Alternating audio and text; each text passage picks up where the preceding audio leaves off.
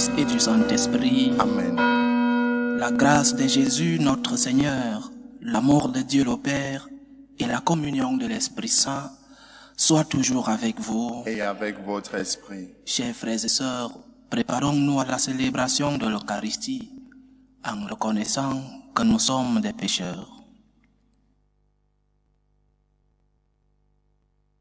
Je confesse à Dieu Tout-Puissant, je reconnais devant vous, frères et sœurs, que j'ai péché en pensée, en parole, par action et par omission. Oui, j'ai vraiment péché.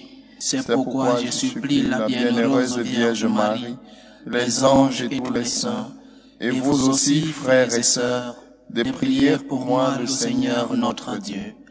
Que Dieu Tout-Puissant nous fasse miséricorde, qu'il nous pardonne nos péchés et nous conduise à la vie éternelle. Amen. Seigneur, prends pitié. Seigneur, prends pitié. Ô Christ, prends pitié. Ô Christ, prends pitié. Seigneur, prends pitié. Seigneur, prends pitié. Gloire à Dieu au plus haut des cieux et paix sur la terre aux hommes qu'il aime. Nous te louons, nous te bénissons, nous t'adorons. Nous te glorifions, nous te rendons grâce pour ton immense gloire. Seigneur Dieu, Roi du ciel, Dieu le Père Tout-Puissant, Seigneur Fils unique Jésus-Christ, Seigneur Dieu, agneau de Dieu, le Fils du Père, toi qui enlèves les péchés du monde, prends pitié de nous. Toi qui enlèves les péchés du monde, reçois notre prière. Toi qui es assis à la droite du Père, prends pitié de nous.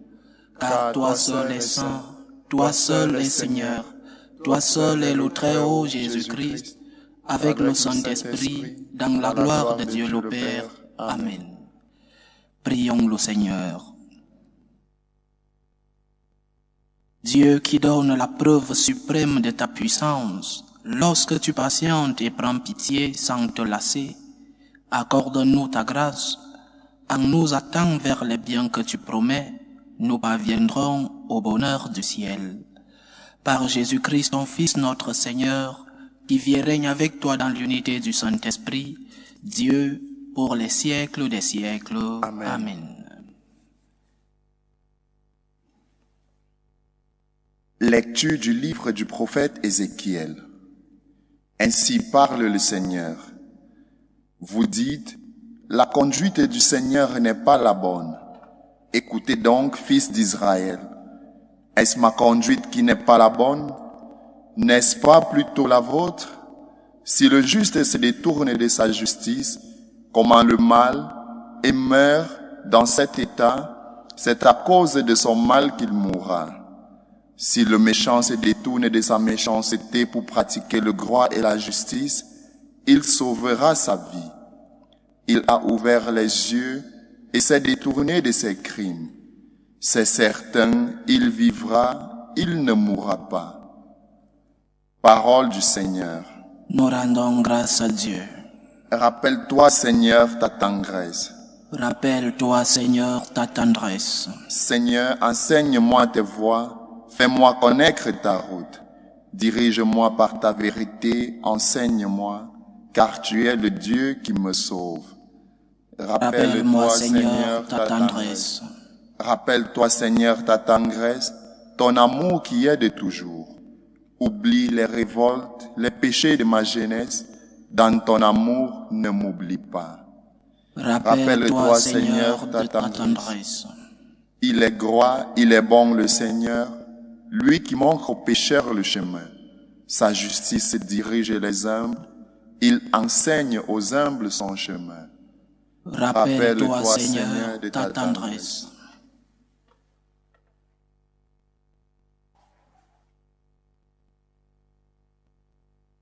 Lecture de la lettre de Saint Paul l'apôtre aux Philippiens.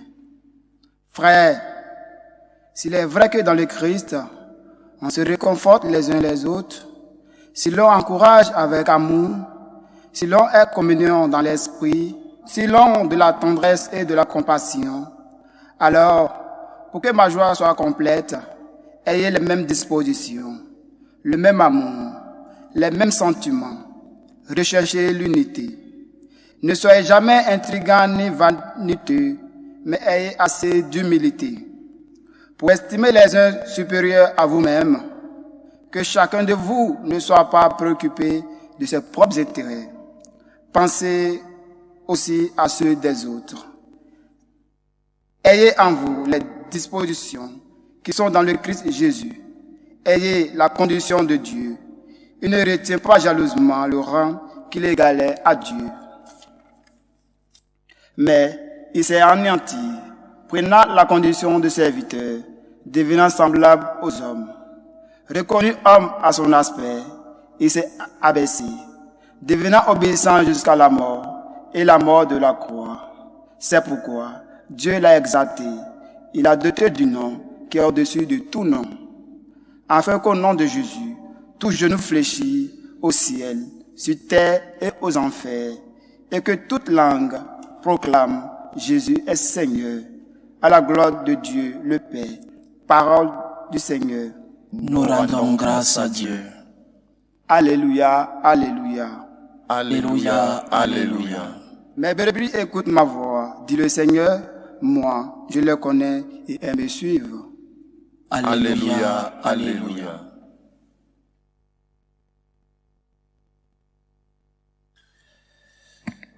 Le Seigneur soit avec vous. Et avec votre esprit. Évangile de Jésus-Christ selon saint Matthieu. Gloire à toi, Seigneur. En ce temps-là, Jésus disait aux grands prêtres et aux anciens du temple, « Quel est votre avis? Un homme avait 2 fils. Il vint trouver le premier et lui dit, « Mon enfant, va travailler aujourd'hui à la vigne. » Celui-ci répondit, « Je ne veux pas. » Mais ensuite, s'étant repenti, il y alla. Puis le père alla trouver le second et lui parla de la même manière. Celui-ci répondit, « Oui, Seigneur. » Et il n'y alla pas. Lequel des deux a fait la volonté du Père? Ils lui répondent, « Le premier. » Jésus leur dit, « Amen, je vous le déclare, les publicains et les prostituées vous précèdent dans le royaume de Dieu. Car Jean le Baptiste est venu à vous sur le chemin de la justice, et vous n'avez pas cru à sa parole. Mais les publicains et les prostituées y ont cru, tandis que vous, après avoir vu cela, vous ne vous êtes même pas repentis plus tard pour croire à sa parole. » Acclamons la parole de Dieu. Louange à toi, Seigneur Jésus. Lorsqu'on étudie l'histoire de l'humanité, un élément apparaît toujours, la relation de Dieu avec l'homme, ou alors la relation de l'homme avec Dieu, la foi. Dans l'étude de l'histoire de l'humanité, on ne peut pas aller dans les recherches sans parler de la relation que l'homme primitif avait avec Dieu. L'homme primitif, l'homme de la caverne, était un homme croyant. Il suffit de voir comment ils enterraient leurs morts. Il suffit de voir les peintures dans les cavernes qui indiquaient que ces hommes croyaient en quelque chose à leur manière. Mais ils croyaient en un être surnaturel. Ils croyaient peut-être en une force. Mais il y avait quelque chose qui était supérieur à l'homme. L'homme a toujours été religieux. Quand je dis toujours, c'est jusqu'aujourd'hui, bien que de nos jours, c'est si discuté. Mais l'homme a toujours été religieux. Depuis l'homme primitif, les sorciers, les chamans, les prêtres, s'il faut les appeler ainsi, ont toujours existé depuis les premières organisations sociétales. Une fois l'homme a commencé à constituer la famille, ou plus que la famille, la société plus élargie, il y a eu une organisation du culte pour pouvoir avoir cette relation avec l'infini, cette relation avec le surnaturel. Et ces personnes, ces premiers êtres, invoquaient des dieux le Dieu de la chasse, le Dieu de la récolte, le Dieu de la pluie. Ils avaient leur Dieu, ils étaient croyants. Et même le Dieu de la mort, parce qu'ils croyaient déjà qu'après la vie ici, il y a une autre vie. Donc l'homme primitif a toujours été religieux, l'homme a toujours été croyant. À un moment donné de l'histoire, Dieu commence à montrer sa face à l'homme. Ce Dieu qui était inconnu, ce Dieu qui était lointain, commence à se révéler. L'histoire de la révélation d'Abraham, l'histoire du peuple d'Israël. Au milieu d'un monde qui croyait en plusieurs dieux, le polythéisme, Dieu vient se révéler à ce peuple et dit qu'il n'y a qu'un seul Dieu, le monothéisme. Dieu commence à montrer sa face. Et il montre sa face à un peuple particulier pour que ce peuple répande la nouvelle. C'est de la pédagogie chez Dieu. Dieu montre sa face à un peuple pour que ce peuple répande cette nouvelle à l'humanité. Et l'homme, cet homme-là, a quelque chose semé en lui depuis la création. L'éthique naturelle, la loi morale naturelle implantée par Dieu dans les gènes de l'humain. Ne fais pas du mal. Ne maltraite pas tes parents. Il n'a pas fallu les 10 commandements de Moïse pour que l'homme sache qu'il ne fallait pas ne pas maltraiter ses parents. L'homme n'a pas attendu les 10 commandements de Moïse pour savoir qu'il ne fallait pas faire du mal, qu'il ne fallait pas voler, qu'il ne fallait pas mentir. Les 10 commandements de Moïse viennent mettre une structure dans cette éthique naturelle déjà implantée à l'homme. Dieu avait commencé à éduquer explicitement l'être humain avec les 10 commandements de Moïse. Et après est arrivé Jésus-Christ. Mais avant l'arrivée de Jésus, personne n'était athée. Personne, tous croyaient en Dieu de leur façon, mais personne n'était athée.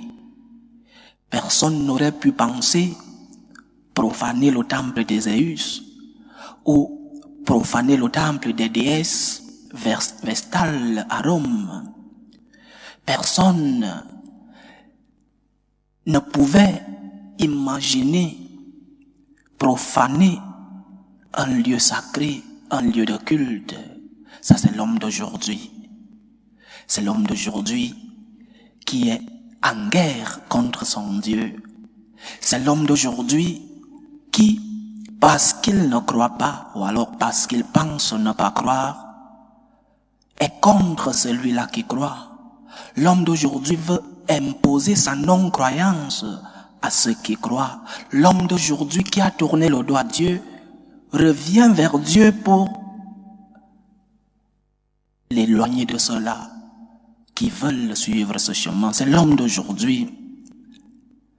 Mais déjà, dans l'Ancien Testament, il est clair, le message est clair, l'homme a besoin de Dieu. L'homme a besoin de Dieu pour vivre. L'homme a besoin de Dieu pour avoir des relations avec son prochain. L'homme ne doit plus être le loup pour l'autre. L'homme a besoin de Dieu pour pouvoir structurer la société. Et même les gouvernants qui parfois ne croyaient pas en Dieu ont utilisé la foi pour pouvoir régler les problèmes de la société. Parce que quand on parle de Dieu, on parle de paix, on parle de justice. Quand on parle de Dieu, on parle d'obéissance. Et dans l'histoire, beaucoup de gouvernants se sont servis de la foi pour mettre de l'ordre dans les différentes sociétés. Et Jésus vient mettre à plénitude la révélation. Le fait d'avoir la foi n'était plus un idéal. Le fait d'avoir la foi était une réalité par la mort et la résurrection du Christ. Je crois en Dieu, je crois en la vie éternelle, je crois en l'amour de Dieu, pour moi manifesté par Jésus. Parce que Jésus m'a montré la face de Dieu, alors il est explicite, Dieu est clair, que son amour pour nous est infini, que son amour pour nous est si grand qu'il a envoyé son Fils unique dans le monde pour nous sauver. Pourquoi je fais tout ce tour?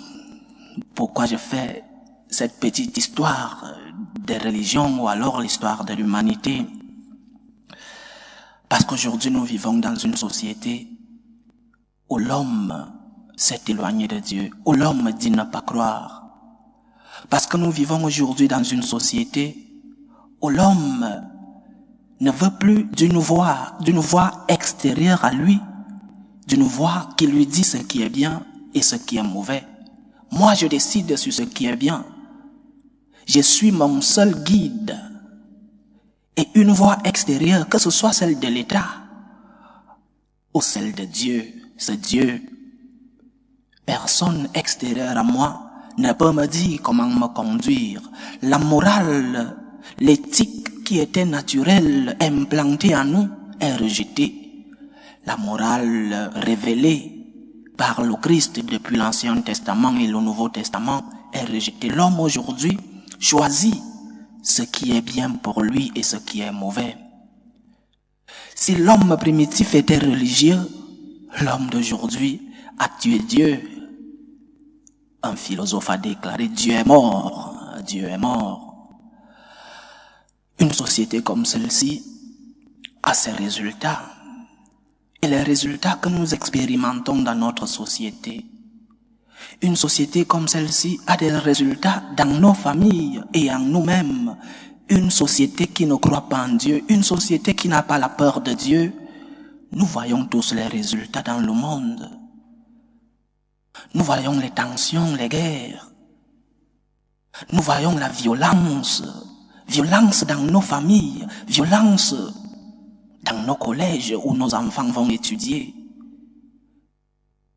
En Espagne, il y a quelques jours, un enfant de 14 ans a pris un couteau et a poignardé son professeur et 2 de ses compagnons. Une société qui n'a pas Dieu comme guide est une société violente, violente depuis nos familles. Et ne parlons pas de la société elle-même. Parce que nous n'avons plus peur de Dieu.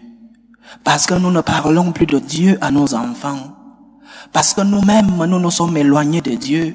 Et nous voyons les résultats. Pas seulement la violence. Pas seulement sur les enfants. Et même des grandes personnes. Des personnes qui s'insultent en plein parlement. Nous les voyons. Une société qui s'est éloignée de Dieu. Une société qui a tué Dieu. Feuerbach, compagnon de Marx, parlait de l'homme croyant comme l'homme aliéné. C'est celui qui croit en Dieu qui est aliéné. C'est celui qui croit en Dieu qui est un homme incomplet. Il disait que l'homme ne sera pleinement homme que lorsqu'il cessera de croire en Dieu. Et c'est le résultat aujourd'hui. Feuerbach, Marx, Nietzsche, nous sommes au XXe siècle. Et à peine un siècle, nous voyons le résultat dans nos sociétés. L'homme s'est détourné de Dieu. Mais le grand qui reste, il faut le sauver. La minorité qui reste, il faut la sauver. Nous devons nous ressaisir. Nous devons rentrer à la morale naturelle implantée en nous par le Seigneur. Et nous devons rentrer à la morale révélée par Jésus-Christ. La morale n'est pas une nuisance pour l'homme. La morale ne vient pas te rendre la vie difficile. La morale, c'est la voix de Dieu qui veut te guider pour ton propre bien. La morale, c'est la voix de Dieu qui te fait distinguer le bien du mal. Et cette voix, nous devons l'écouter. Et cette voix, elle est bonne pour nous. La morale est un don de Dieu. Être conscient du mal que nous faisons est purificateur. parce que cela m'aide à recommencer lorsque je suis tombé. Cela m'aide à lutter contre mes misères, contre mes chutes. Cela m'aide à me relever si je tombe. Et cela m'aide à être reconnaissant envers Dieu qui me pardonne. Cela m'aide à avoir de l'espérance. Mais lorsque nous avons rejeté Dieu, comment nous résolvons nos problèmes? Le pape Jean-Paul II parlait de la culture de la mort. L'homme résout les problèmes en tuant. Je crois qu'il faut parler aussi, il faut ajouter, pas pour corriger le Saint-Pape, mais il faudra ajouter la culture de la fuite. L'homme qui résout ses problèmes en fuyant. Devant un problème, on recule. On essaye de l'envelopper. Devant un problème, on le fuit. Le problème reste toujours là. Un fils qui dit qu'il n'ira pas travailler et qui va. Et un autre qui dit qu'il ira, mais qui n'y va pas. Et le Seigneur nous pose la question, quel est celui qui a bien réagi? Et la réponse est claire, c'est le premier. Celui-là qui a une douleur dans le cœur. Celui-là qui sait qu'il a mal répondu à son père et qui est repenti. Et qui demande pardon. C'est peut-être l'humilité qui manque à l'homme d'aujourd'hui. L'homme s'est cru Dieu. L'homme a tué Dieu pour être lui-même son propre Dieu, le super-homme. Comme l'homme a perdu cette humilité, il n'arrive plus à se rabaisser et aller demander pardon à son Créateur, aller demander pardon à Dieu pour ses fautes, pour ses misères, aller lui demander la force pour pouvoir continuer de lutter chaque jour. Parce que quand nous luttons seuls, le combat est plus difficile. Mais lorsque nous sommes avec Dieu, nous savons que nous sommes accompagnés et que nos croix quotidiennes ont une autre personne qui nous aide à les porter. Le Seigneur te dit, va travailler. Et tu dois lui dire, Seigneur, aide-moi. Nous devons être peut-être ce troisième fils qui ne sort pas dans cette parabole. Ce troisième fils à qui le Père dit va travailler et qui se lève et va travailler. Parce que si le premier dit non et va, le deuxième dit oui et n'y va pas, nous devons être le fils idéal. Le fils à qui le Père dit va travailler, se lève et se rend à la vigne de son Père. Parce que travailler pour le Seigneur est un don. Parce qu'avoir la conscience qui nous aide à distinguer le bien du mal, c'est un don. J'ai parfois rencontré des personnes qui disent « Oui, pourquoi j'ai une conscience ?» La conscience qui nous aide à distinguer le bien du mal, la lumière que nous avons dans notre conscience est un don de Dieu, pas un malheur, pas quelque chose qui nous rend la vie impossible. Avoir une conscience est un don. Merci Seigneur pour le don de la foi. Merci pour la lumière dans ma conscience. Merci de me permettre d'être ce fils qui ne se plaint pas de tes commandements. Merci Seigneur d'être membre de ton peuple. Merci Seigneur de m'envoyer travailler dans ta vigne. Que le Seigneur nous aide, qu'il nous prenne en grâce, qu'il nous protège au milieu de ce monde qui a tourné le dos à Dieu. Que la minorité que nous sommes se ressaisisse, que cette minorité continue d'avoir un cœur plein de gratitude, un cœur plein d'amour envers le Dieu qui est son Créateur. Loué soit Jésus-Christ. À jamais. Professons tous ensemble notre foi.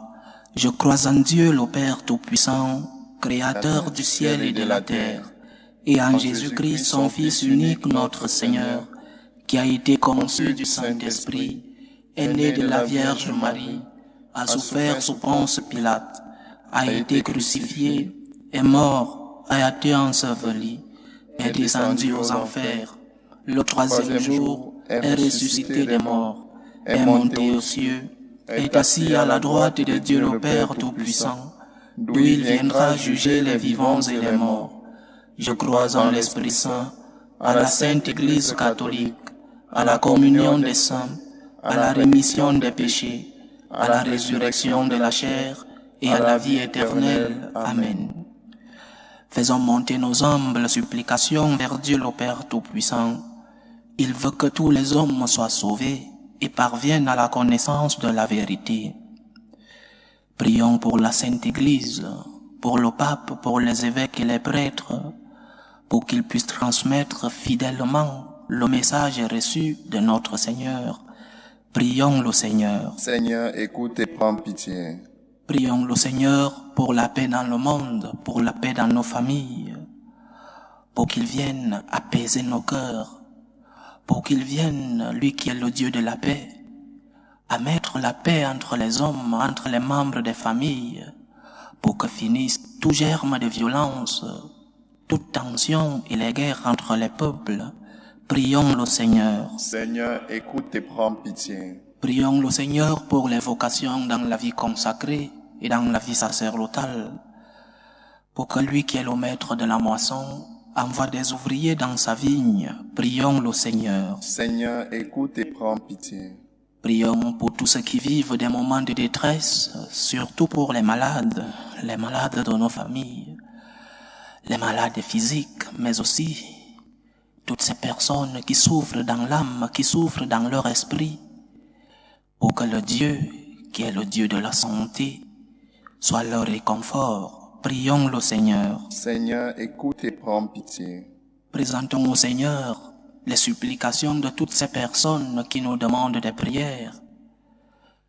Demandons-lui d'arriver dans la vie de ceux-là, toutes ces personnes qui attendent de nous, religieux, nos humbles intercessions. Prions le Seigneur. Seigneur, écoute et prends pitié. Pour nous tous ici rassemblés, pour tous ceux qui nous suivent à travers ce canal, pour toutes nos intentions de prière, demandons au Seigneur de nous donner un cœur plein de gratitude, plein d'amour pour lui. Prions le Seigneur. Seigneur, écoute et prends pitié. Écoute et prends pitié, Seigneur. Reçois les supplications que ton peuple te présente avec foi. Toi qui vis et règnes pour les siècles des siècles. Amen. Amen.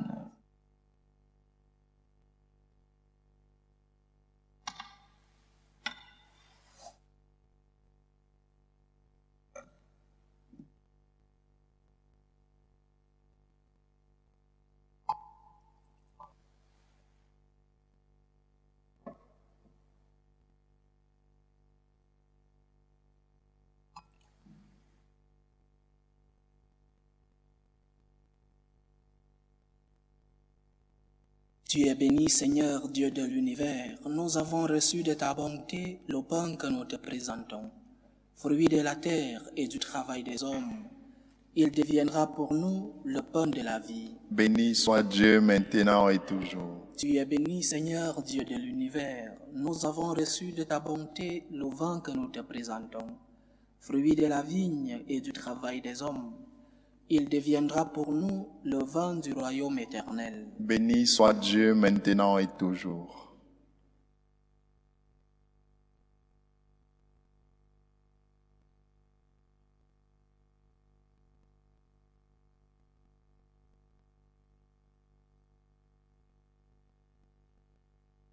Prions ensemble, chers frères et sœurs, au moment d'offrir le sacrifice de toute l'Église. Pour la gloire de Dieu et le salut du monde. Dieu de miséricorde, nous t'en prions, accueille cette offrande que nous te présentons, qu'elle ouvre largement pour nous la source de toute bénédiction.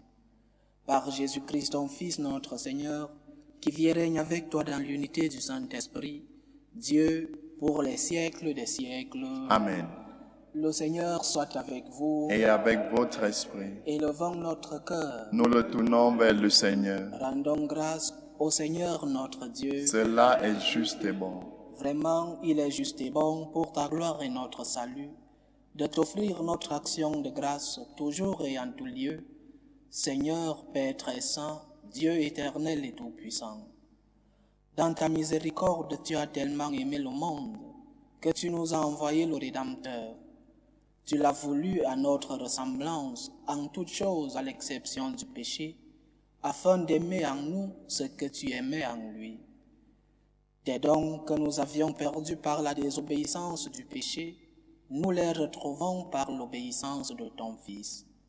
C'est pourquoi, avec les anges et tous les saints, nous te louons, Seigneur, et nous exultons de joie en proclamant: Saint, Saint, Saint, le Seigneur Dieu de l'univers, le ciel et la terre sont remplis de ta gloire. Hosanna au plus haut des cieux. Béni soit celui qui vient au nom du Seigneur. Hosanna au plus haut des cieux. Toi qui es vraiment saint, toi qui es la source de toute sainteté, Dieu notre Père, nous voici rassemblés devant toi, et dans la communion de toute l'Église, nous célébrons le jour où le Christ est ressuscité d'entre les morts. Par lui que tu as élevé à ta droite, nous te prions. Sanctifie ces offrandes en répandant sur elles ton esprit, qu'elles deviennent pour nous le corps et le sang de Jésus le Christ, notre Seigneur. Au moment d'être livré et d'entrer librement dans sa passion, il prit le pain. Il rendit grâce, il le rompit et le donna à ses disciples en disant: Prenez et mangez-en tous, ceci est mon corps, livré pour vous.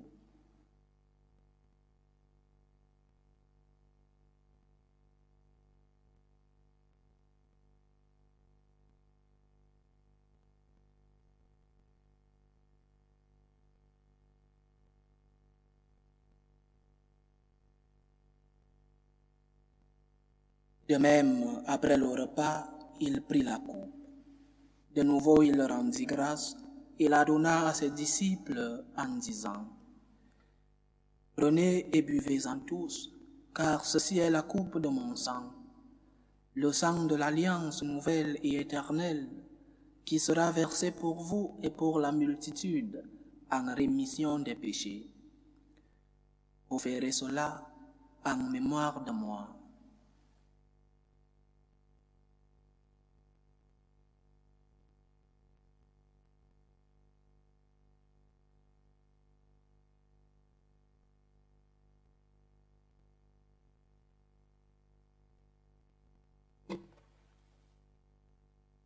Il est grand le mystère de la foi. Nous annonçons ta mort, Seigneur Jésus. Nous proclamons ta résurrection. Nous attendons ta venue dans la gloire. En faisant ainsi mémoire de la mort et de la résurrection de ton Fils, nous t'offrons, Seigneur, le pain de la vie et la coupe du salut, et nous te rendons grâce, car tu nous as estimés dignes de nous tenir devant toi pour te servir.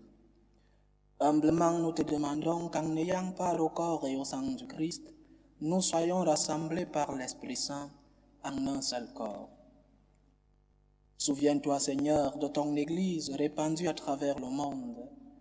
Fais-la grandir dans ta charité, en union avec le pape François, notre évêque José, et tous les évêques, les prêtres et les diacres. Souviens-toi aussi de nos frères et sœurs qui se sont endormis dans l'espérance de la résurrection. Souviens-toi de Benjamin, de René et de Ghislaine. Et souviens-toi dans ta miséricorde de tous les défunts. Accueille-les dans la lumière de ton visage. Sur nous tous, enfants, nous implorons ta bonté. Permets qu'avec la Vierge Marie, la bienheureuse Mère de Dieu, avec Saint Joseph son époux, les apôtres et tous les saints qui ont fait ta joie au long des âges, nous ayons part à la vie éternelle et que nous chantions ta louange et ta gloire par ton Fils Jésus le Christ. Par lui, avec lui et en lui, à toi Dieu le Père Tout-Puissant, dans l'unité du Saint-Esprit, tout honneur et toute gloire pour les siècles des siècles. Amen. Comme nous l'avons reçu du Sauveur, et selon son commandement, nous osons dire, Notre Père qui es aux cieux, Que ton nom soit sanctifié, que ton règne vienne, que ta volonté soit faite sur la terre comme au ciel. Donne-nous aujourd'hui notre pain de ce jour. Pardonne-nous nos offenses, comme nous pardonnons aussi à ceux qui nous ont offensés. Et ne nous laisse pas entrer en tentation, mais délivre-nous du mal. Délivre-nous de tout mal, Seigneur, et donne la paix à notre temps. Soutenus par ta miséricorde, nous serons libérés de tout péché, à l'abri de toute épreuve. Nous qui attendons que se réalise cette bienheureuse espérance, l'avènement de Jésus-Christ, notre Sauveur. Car c'est à toi qu'appartiennent le règne, la puissance et la gloire pour les siècles des siècles. Seigneur Jésus-Christ, tu as dit à tes apôtres, je vous laisse la paix, je vous donne ma paix. Ne regarde pas nos péchés, mais la foi de ton Église. Pour que ta volonté s'accomplisse, donne-lui toujours cette paix et conduis-la vers l'unité parfaite. Toi qui vis et règnes pour les siècles des siècles. Amen. Que la paix du Seigneur soit toujours avec vous. Et avec votre esprit. Dans la charité du Christ, donnez-vous la paix.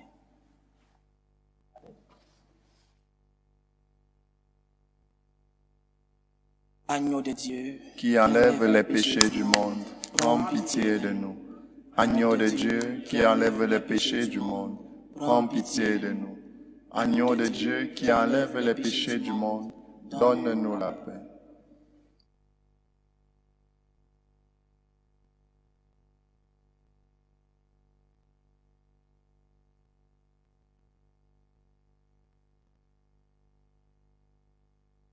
Voici l'agneau de Dieu. Voici celui qui enlève les péchés du monde. Heureux les invités au repas des noces de l'agneau. Seigneur, je ne suis pas digne de te recevoir, mais dis seulement une parole et je serai guéri. Que le corps et le sang du Christ nous gardent pour la vie éternelle. Amen. Communion spirituelle. Mon Jésus, je crois en votre présence dans le très saint sacrement. Je vous aime plus que toute chose, et je désire que vous veniez dans mon âme. Je ne puis maintenant vous recevoir sacramentellement dans mon cœur. Venez-y au moins spirituellement.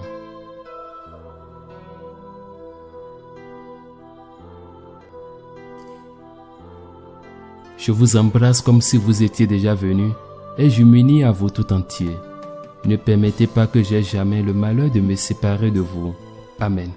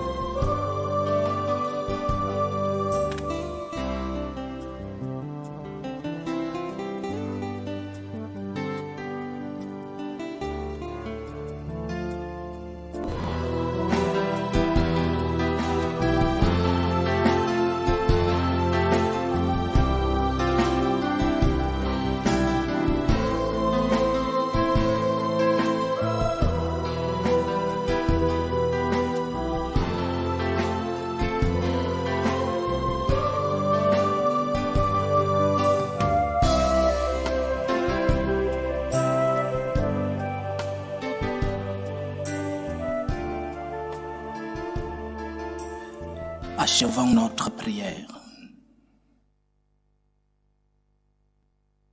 Accorde-nous, Seigneur, notre Dieu, de trouver dans cette communion notre force et notre joie, afin que nous puissions devenir ce que nous avons reçu, le corps du Christ, lui qui vit et règne avec toi dans l'unité du Saint-Esprit, Dieu, pour les siècles des siècles. Amen. J'aimerais rassurer à tous ceux-là qui nous écrivent que nous recevons vos messages, bien que parfois nous ne pouvons pas répondre parce que beaucoup de travail, mais nous recevons vos messages et nous vous remercions. Nous recevons votre affection, nous recevons vos pétitions de prière, nous les mettons entre les mains de Dieu. Ici en paroisse, nous avons adoration du Saint-Sacrement les jeudis. Et un séminariste est chargé de prendre vos pétitions de prière et de les poser sur l'autel le jeudi du Saint-Sacrement. Merci pour tous ceux qui collaborent d'une manière ou d'une autre pour que cette œuvre suive son bon nombre de chemins. Recevez par ma voix et par la voix de toute la communauté des franciscains de Marie nos remerciements. Que Dieu vous le rende au centuple. Le Seigneur soit avec vous. Et avec votre esprit. Que Dieu Tout-Puissant vous bénisse, le Père, le Fils et le Saint-Esprit. Amen. Allez dans la paix du Christ. Nous rendons grâce à Dieu. Salut ô Reine, Mère de miséricorde, notre vie, notre douceur, notre espérance, salut. Nous crions vers toi, enfant d'Ève exilé. Vers toi nous soupirons, gémissant et pleurant, dans cette vallée de larmes. Ô toi notre avocate, tourne vers nous ton regard miséricordieux, et après cet exil, montre-nous Jésus, le fruit béni de tes entrailles. Ô clémente, ô miséricordieuse, ô douce Vierge Marie, Amen. Priez pour nous, Sainte Mère de Dieu, afin que nous soyons rendus dignes des promesses du Christ.